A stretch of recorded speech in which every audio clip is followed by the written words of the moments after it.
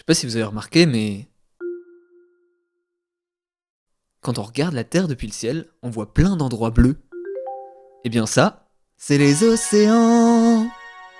Et c'est pas rien, ça représente quand même 70% de la surface de la Terre. Il y en a pour plus d'1 milliard de litres d'eau et jusque 10 km de profondeur. Il y a quelques milliers d'années, les gens ils tentaient de traverser ça à la nage. Enfin, sauf ceux qui arrivaient à marcher dessus, évidemment. Heureusement que depuis, il y a un hack qui a été dévoilé et qui permet juste de faire ça. Simple et efficace. D'ailleurs, c'est sûrement pour ça que les gens ont carrément oublié qu'il y avait des océans sur Terre. Mais en vrai, ça se comprend. On peut dire qu'on s'en fout un peu des océans. À part pour nous pêcher quelques poissons, sinon ils ne servent pas à grand chose. Bon, j'ai quand même entendu dire, je sais plus trop où, qu'ils serviraient apparemment à ralentir le réchauffement climatique. Par contre, j'avoue, j'ai pas compris.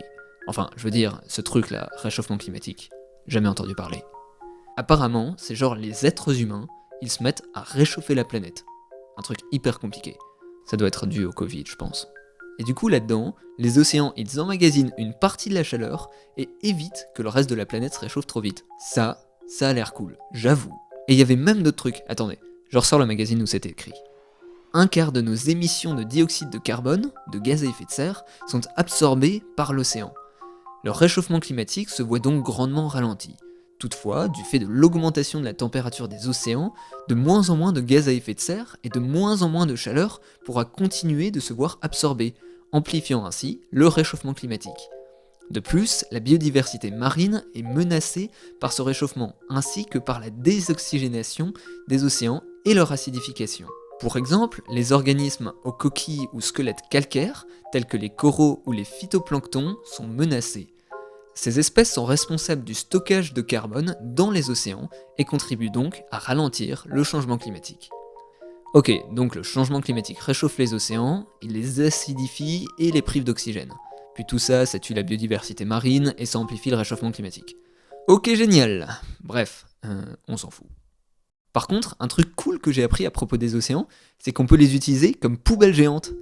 Par exemple, il y a des métaux qui s'appellent des métaux traces et qui sont hyper toxiques. Bah vu qu'on sait pas quoi en faire, bingo, on a les océans.